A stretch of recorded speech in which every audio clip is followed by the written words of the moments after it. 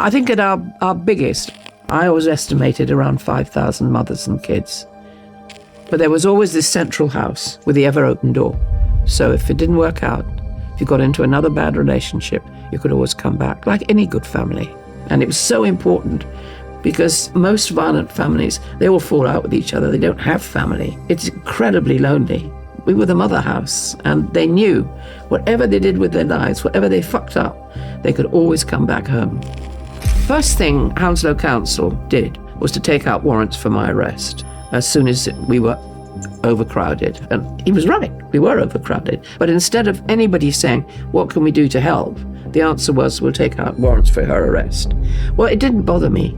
Thing is, you move in 28 mothers and kids, and you turn around and another 28 mothers and kids are coming up behind them. So that's when we had to consider the squatting, becoming part of the squatting movement. Hounslow, for instance, would take these big houses, do them up beautifully, and then leave them empty. So those are the ones we took. Our squats became bigger and bigger. We became better and better at doing them. And we had houses in Southend. We had a street in Notting Hill Gate. And then I always remember there's a bang on the door. This man came in and said, I've just got the key for the Palm Court Hotel. I'm planning to give a big concert and raise money for you. I said, don't do that. We'll move in there. It had 47 private suites. So we put sort of equivalent amount of mothers and kids into the huge lorry. When we knew that the housekeeper, he was in the pub, and we moved in. And we moved in, I remember, with the Observer and a photographer. And in we went, and the only person that got nicked was the actual photographer. He ended up getting picked up by the police. And the next morning was absolutely lovely. And it was a beautiful hotel, and it was derelict. But it didn't really matter because everything was derelict. I would love to know a little bit more about the role men played in the refuge. What did they actually do? Well, I remember one called Steve, who was lovely.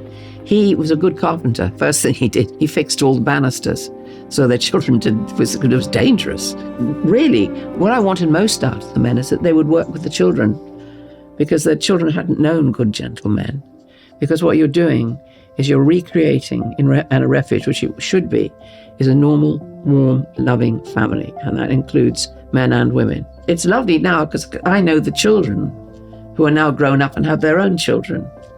And the majority of cases, they're living in harmony and in peace, which is the aim.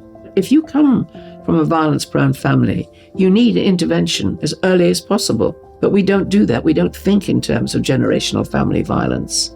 We just create mental hospitals for women and prisons for men and care homes for children.